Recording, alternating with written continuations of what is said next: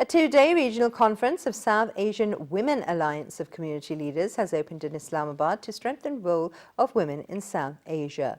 Delegates from around the region stressed that SAARC countries need to recognise women's contributions in national development to achieve the fullest potential. More in the following report by our correspondent Fahad Ahmed Missan.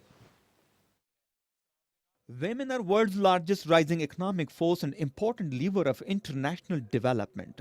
In recognition of their role, speakers at Regional Conference of South Asian Women Alliance of Community Leaders emphasized that for South Asia to become real engine of economic growth in the world, 100% women inclusion in decision-making bodies and workforce in SAARC member states is indispensable in achieving game-changing role among world powers. The women movement around the world, particularly in South Asian countries, they need to get together in venues and platforms like this, like SAWA, where we can share common challenges as well as find common solutions for it.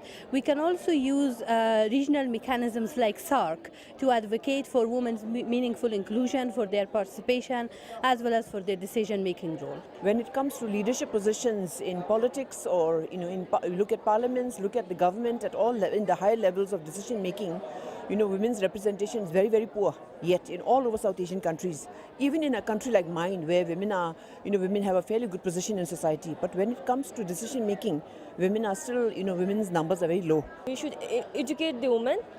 All the girls should be educated first. We should not stop their education. We should not let them get dropped out from the schools.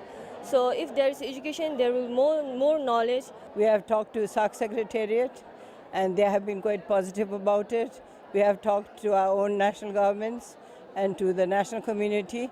They're all positive because nothing of this kind has ever happened in South Asia with community leaders. It's more like a recognition, to count the contribution.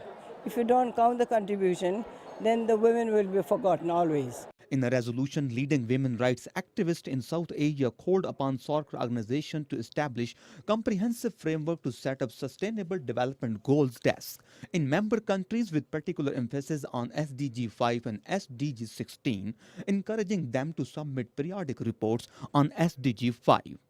One of the important solutions is to have women in local government, to be there, local councillors, to be trained, to know what they have to do, to be facilitated, because at the local level they can identify what the problem is much better. In Pakistan, women with disabilities are living in very large number and they are facing a lot of challenges. But in spite of these all challenges, they are representing country Pakistan as community of women leaders, not as a pride of Pakistan. The women's rights movement has to be taken to the grassroots, and the ownership has to be built at the grassroots level. And this is what Awaz Voice and Accountability Program is doing, and this is what we are all collectively doing, so that women who are the most marginalized can benefit. Supported by Awaz organization, Alliance calls for zero tolerance for violence against women across SAARC member states to turn dream of gender equality into reality with collective efforts.